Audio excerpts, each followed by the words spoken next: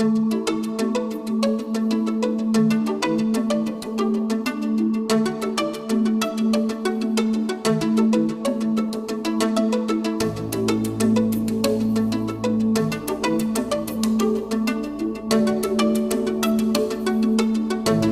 of all, I know there's a lot more people here than were at the last venue, and thank you very much for coming.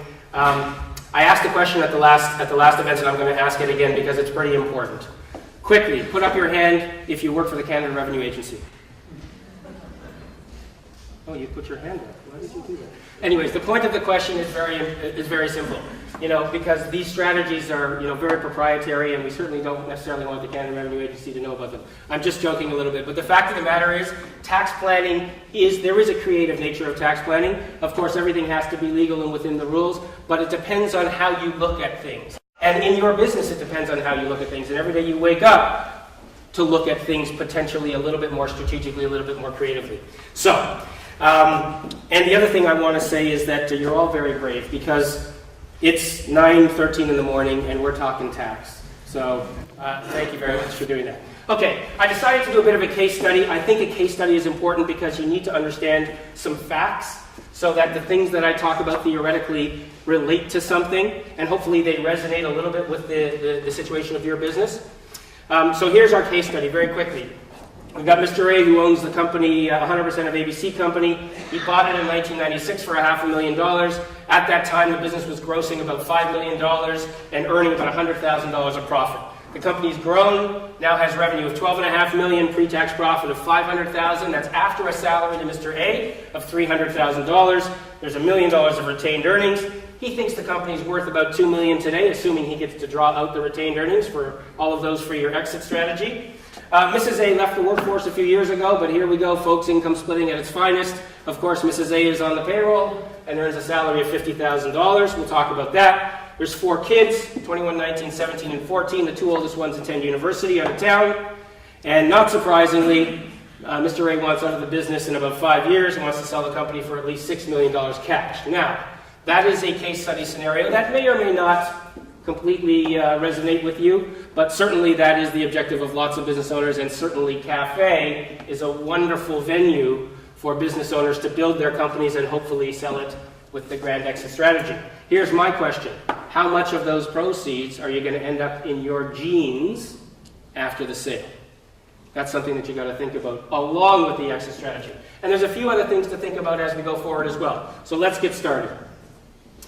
Small business deduction. How many people know what the small business deduction is? A couple of hands went up. Very good. Not going to spend a lot of time on it. Important to know, January 1st, 2009, the first $500,000 of taxable income earned by your company attracts a very, very good corporate tax rate. Who knows what it is? You can read, or you can tell me. 15.5%, guys. 15.5% corporate tax rate on $500,000 of income. Let's move forward, but I want you to think about that for a second. If your business is making anything less than $500,000, and again, we have to take rose-colored glasses off sometimes. I know that not every business is making that kind of money today necessarily, but could it be making that kind of money? And could you do something proactively to increase the taxable income to take more advantage of that preferential corporate tax rate? We'll come back to that. How many people know what the capital gains exemption is? Okay, good. So let's do a little bit of a history on the capital gains exemption. Capital gains exemption is something that the government put into place a number of years ago because we've all heard this idea, and that is that small and medium-sized business is the backbone of the economy, right? We know that because we're the backbones, right? And the backs are under a lot of pressure. You know what's been rough? 2008, 2009, 10, 11. I think we're coming out of it now. I think we should all give ourselves a bit of a hand or a pat on the back for hanging in there, because it's been tough the last couple of years. The question is, profits were down, pretty tough to save tax, right? I'm not sure about that. Let's talk about that. I am an accountant, and I'd like to do a little bit of a calculation if you'll permit me. Let's assume that somebody does show up in 5 years from now with a suitcase full of cash for Mr. A. Let's assume that. Anybody have an idea of what that tax bill is going to look like? So I'm going to just do a couple of calculations for you here, folks, because I think it's important to put some context around the theory.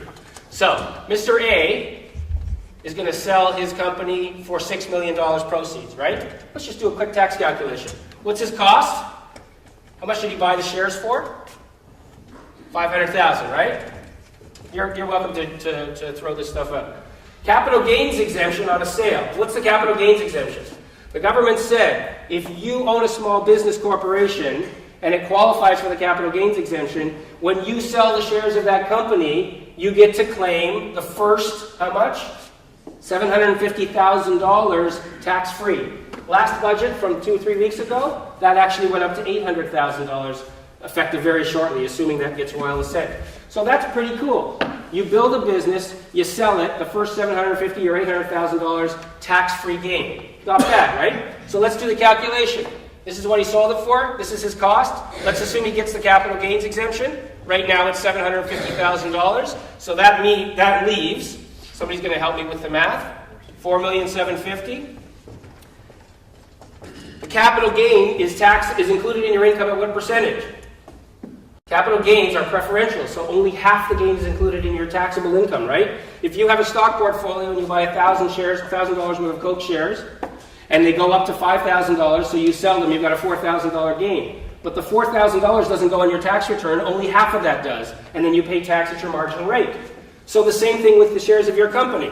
So that means half the gain, approximately $2,375,000 is taxable, and on that, you're going to pay tax of approximately $1 million what? $1 million is a percentage of $6 million, not a bad deal, right? How many people like to write a check for $1 million? Raise your hands. Not a lot of people.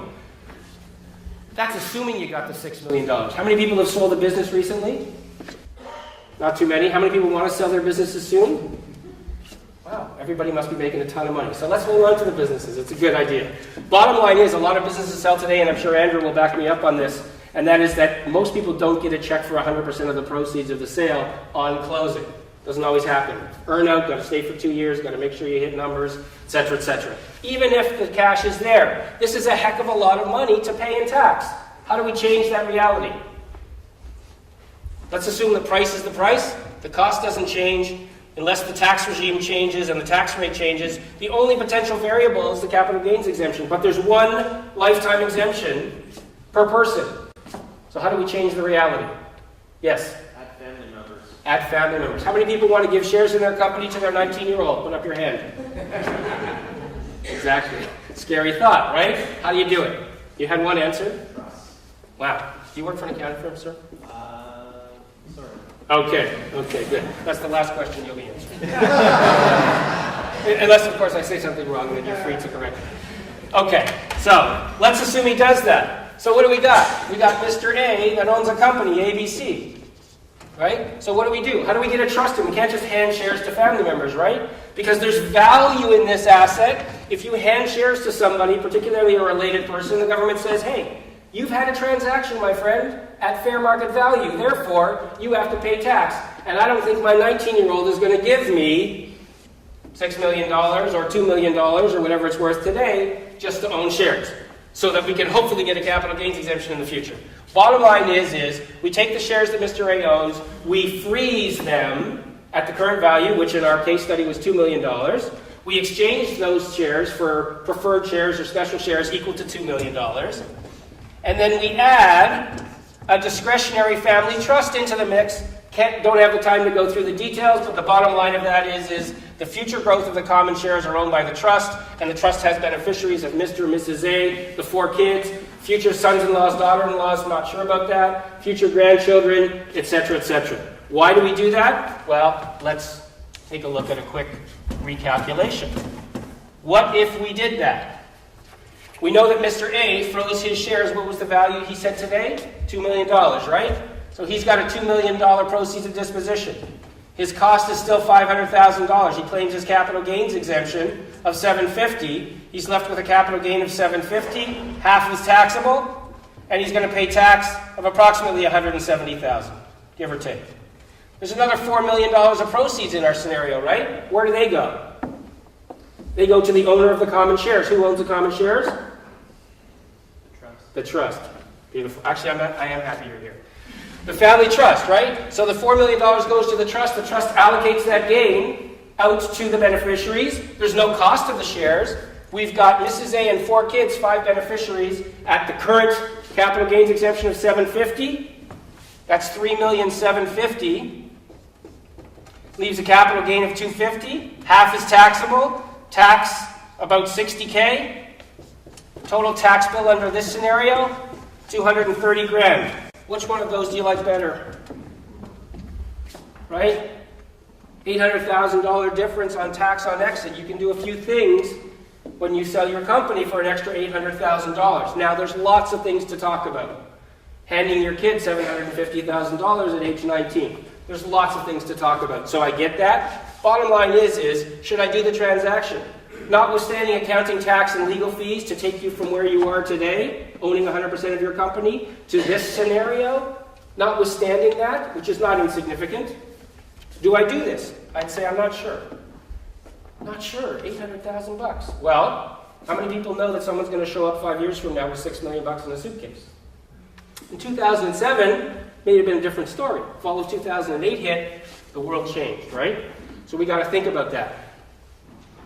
You've got to tell me, Mr. Accountant, that there has got to be a tangible value to me spending the money to put that structure in place while I'm waiting for an exit strategy to happen, which I hope will happen for $6 million, but I'm not sure will happen. But you've got to show me where I can save some money or benefit while I'm waiting for that to happen. Is that a fair question? Okay, let's talk about that.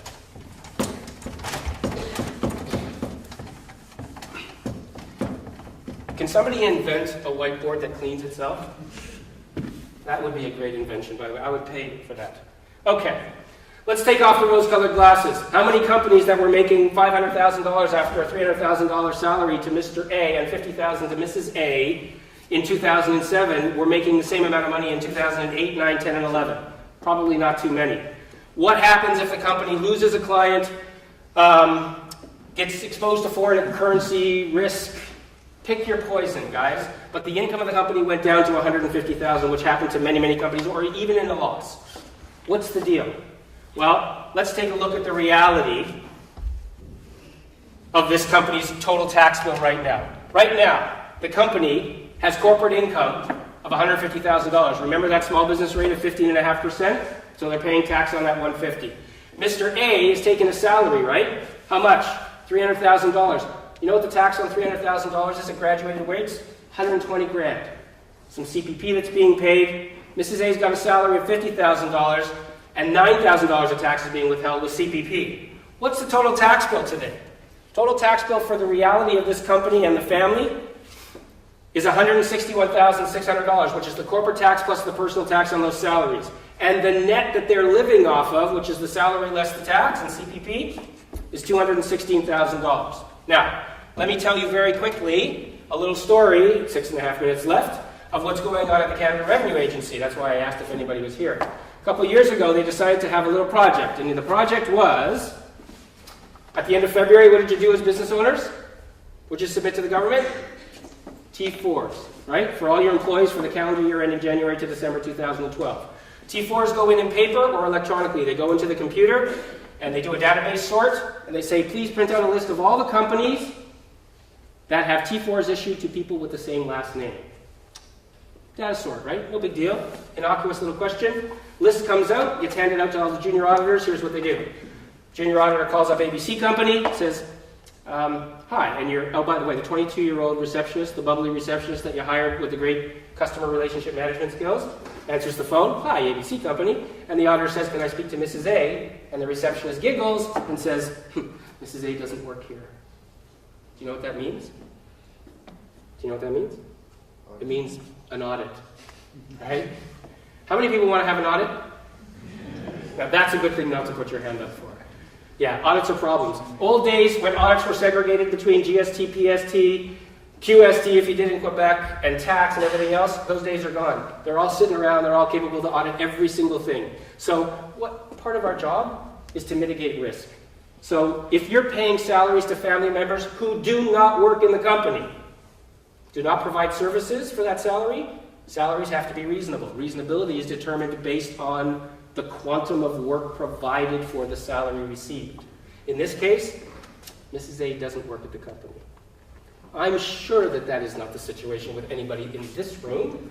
However, I want you to think about that. Now, if Mitch, great accountant, if you're going to tell me that the way to mitigate my risk is to stop paying my wife a salary, my reality is I've got a mortgage, I have a cottage in Muskoka, I've got a condo in Florida, I've got a leased car for $1,200 a month. I need that money. And we know why Mrs. A's getting that money, right?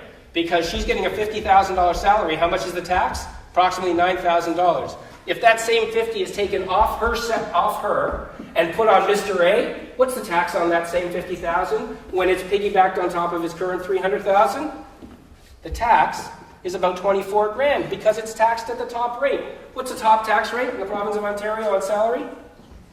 46.4%. Almost. If you're over $500,000, it's now almost 50% because there's a 3% surtax in Ontario. The difference between these is $15,000.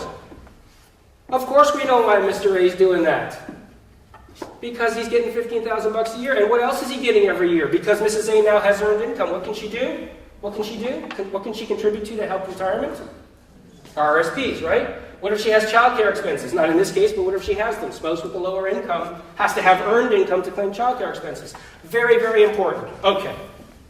So Mitch, you're going to take the money out of my pocket, and that's to protect me against an audit that hasn't happened yet. Not sure I love that strategy, so what can we do? Okay. Let's talk about changing the reality. Remember we drew that structure? And we drew that structure with Mr. A here and the company and the family trust. Let's say we did that. If we did that, what happens?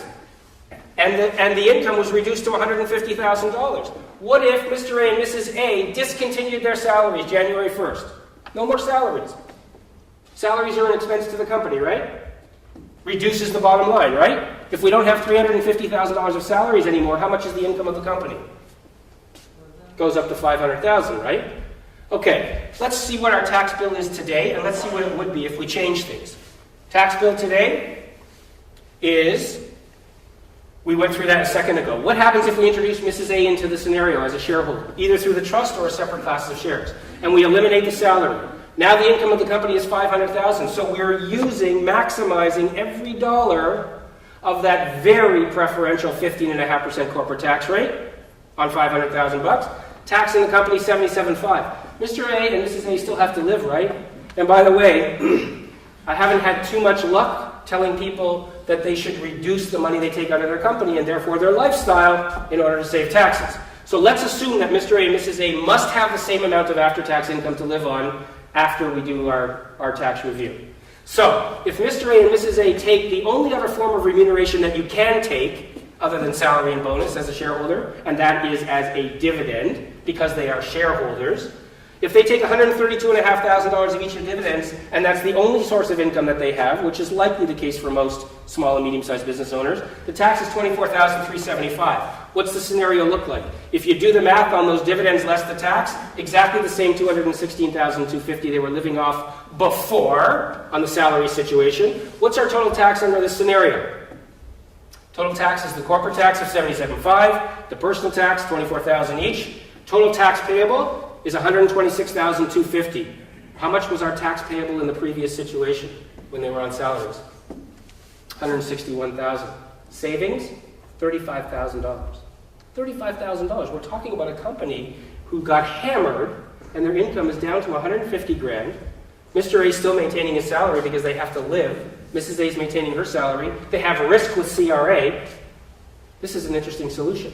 What happens if in this trust they have the kids in there as well, and they pay dividends out to the kids in addition to the parents?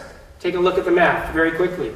$53,500 to each parent, $60,000 to each kid. Why 60? Because they're both in university and they claim the tuition credits. Taxes only $2,300 each. Same net. Kids can hand the money back to the parents without retribution, saving $73,000 per year. You save $73,000 a year while you're waiting to save $800,000 on a sale. That's not a bad solution. Thank you for your attention.